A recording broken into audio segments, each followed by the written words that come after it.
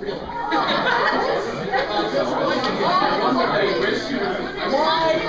Why did the Wonder Chef replace it with that thing? They murdered him brutally in a dark alleyway because he wouldn't feed them spaghetti.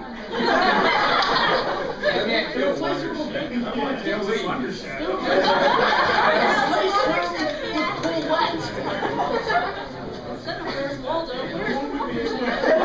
Exactly.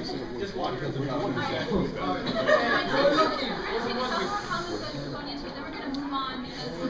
Spent a whole hour complaining about that. Those two ladies. Well, I'm on this very I actually was just going to make a comment about that scenario, but the Raven thing, that completely took me off guard. Like, that just hit me. And I didn't like him until that point, and he suddenly became a weird character. I've never actually had a game jump on me like that. I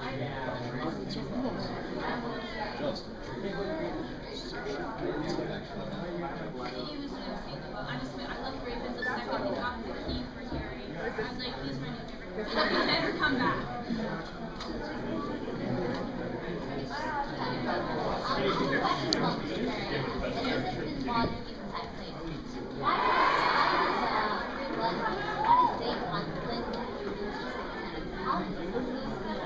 Someone was going after Clint. And that was before she came out. It was explained something else. I haven't read it yet, but it was explained. It wasn't the first strike. It was not really fading. It makes really no sense to me. Or are they after Clint because Sophia crushes on him and somebody wants to marry him? Sophia wants to marry him. Is that it? Do you remember Zoggy? Seventh grade. Yeah. We called him Crazy Yugi because he looked like Yu-Gi-Oh. Where did he come from? And what purpose did he serve? He just comes in, gets beat up, hunted off a ship, he would not die. That's an example where all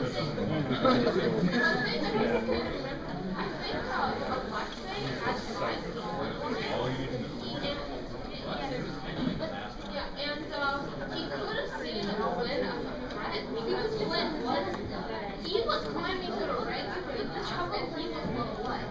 And he would have been something who opposed Alexei. Yes, as soon as your guys out about Alexei's real plan, he was like, no, I'm out, this is no good, you're dead.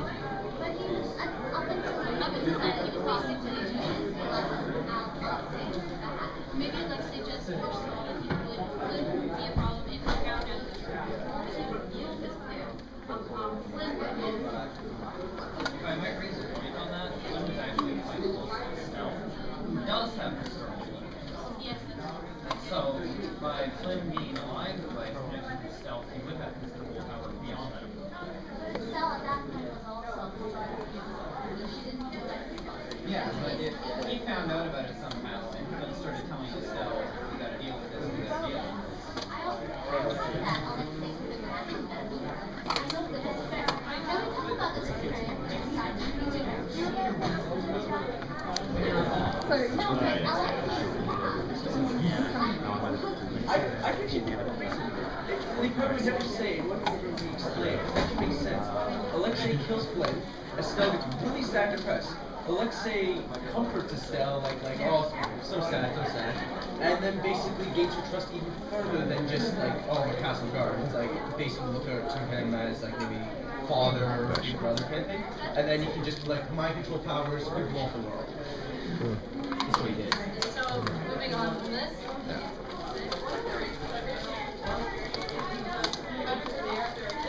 Close the door. Someone close the door. Yeah, it's kind of hard to hear. Thanks. I'm very sad when I had to kill them. Unless you had Kabar, because I was just satisfied.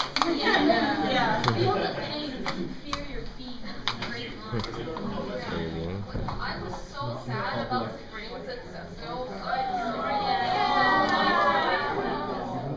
What? Those little things we make it.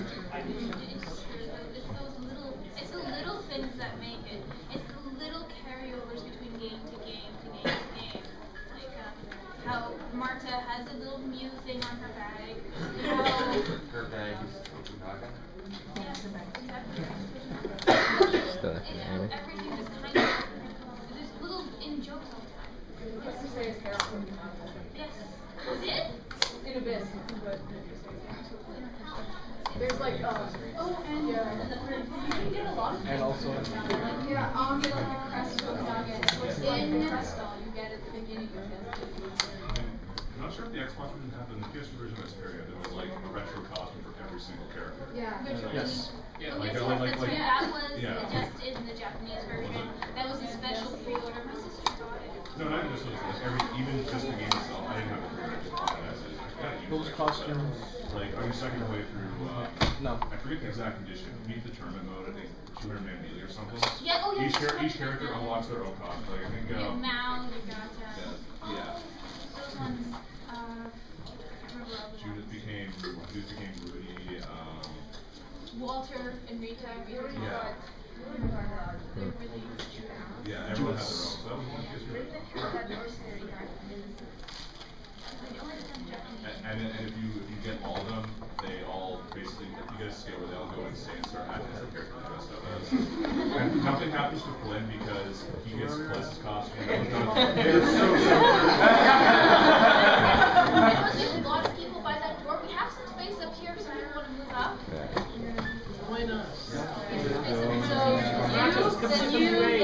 Then you. Okay. Fine. One thing I really like about the Tales series is that for RPGs, they're very open and they're very open to letting people play. I mean, RPGs traditionally are single player, or best being two player, sometimes. Oh, there's a Kratos Right? bag. The standard mode of RPGs is fundamentally one. And one thing I really admire and appreciate about the Tales series is it's very easy to drop in effect. So you can say, for example, it's 12 a.m., I'm going to bed, and you've got 4 or 5 people there, and say someone take over Genius, I'm going to sleep, and everyone says, you suck. Another reason for that is because you have to have someone play your healer. Instead of healing, Estelle always wants to go starstruck.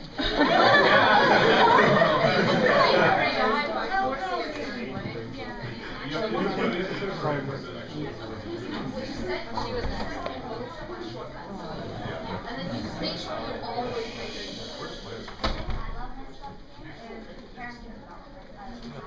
It just feels more like a story than a game, actually, and that's what I'm looking for.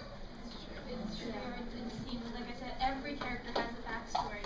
Looking at Symphonia, the original, Zelos has an amazing backstory. Zelos is a big part. Zea's backstory. Kratos every single character has a decent backstory, and you want to learn more about them. And even though they only give you hints about it in game, there is outside stuff that'll give you more. There are light novels, there are mangas, official mangas. They leave things open-ended, and yet if you look at other sources that are official Namco Bandai, like David Tales of, with Jade and Zelos being talk show hosts. You can find all of those on YouTube subbed, by the way. So someone at the back? Yeah.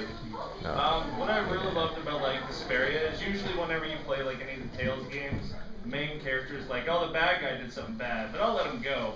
But Yuri's like, fuck it, I'm gonna saves him out overnight, and then the next day it's like, where's that guy? Always float down the river. Yeah, Yuri just goes for a walk. Just like, I'm just going for a walk. Comes back covered in blood. I don't know what happened.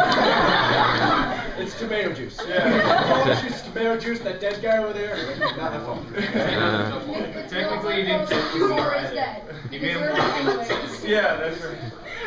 Alright, so you? Oh, I was gonna have a question.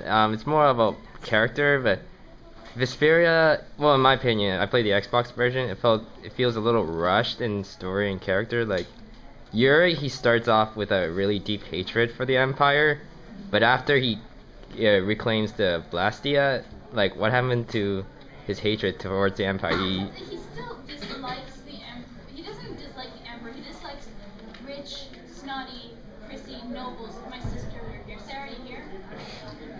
he's distracted by Zoe stalking him. Oh, that's great. But Yuri doesn't stop hating them. He sees that there is an alternative, that is the guilds, and he decides I'm going to join the guilds to help change the world and make things better. It's not necessarily that he doesn't hate the Empire anymore, because he doesn't really hate it. He dislikes what is the corruption in it. What you're saying is the trade takes more of a backseat. Yeah. Well, I guess it kind of makes sense since I guess he's leaving the Empire up to Flynn, kind of. Was it just me, or did anybody notice that Estelle was basically a pink-haired Colette? Like, they were exactly the same. Like, literally in the opening, that one scene with her through the flowers, they used that exact same scene with Colette. Looking racist.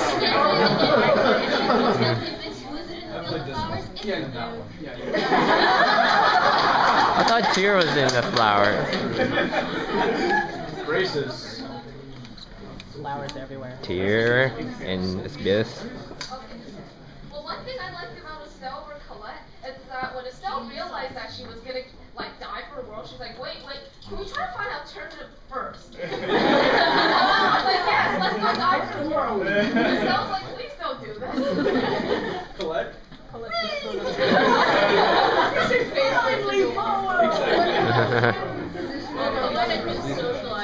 Sorry. Yeah, so it wasn't very clear on Yeah. Alright. I was just gonna say something about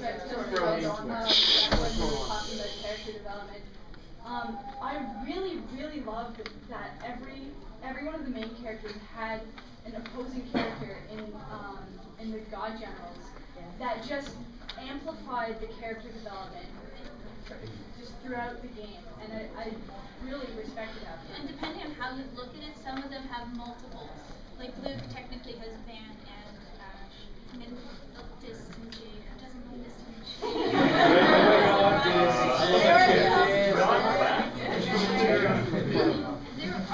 Has any of you read the manga of this? This is available on Manga Fox. Read it. There are several of them. One with Ash, one with Jade. Where you find out about his past and the replica experiments, which is always interesting. But it's true. Everyone.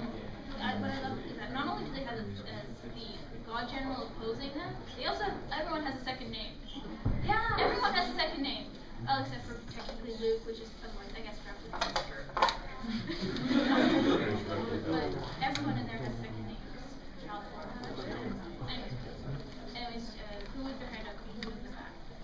On the topic of the backstory development, I've noticed that they actually taking a lot. They're doing a lot. They did that a lot more in the new Tales of Graces. Instead of doing just tidbits of that in here, every now and then you find like a star floating and spinning in the middle of nowhere, and you're like, what the hell is that thing? And you go talk to it, and what you get is like a figment of like someone's memories, and then it's a character's backstory, and they show you in like a whole scenario, and it's like a whole chain of side quests for each character, and they just scatter those throughout the game. Hi, first of all, hi Angie. Hi, just want to switch gears, mention the gameplay itself. I don't know how many of you have actually played the older Tales series, but what did you all think when they suddenly introduced free run? Awesome!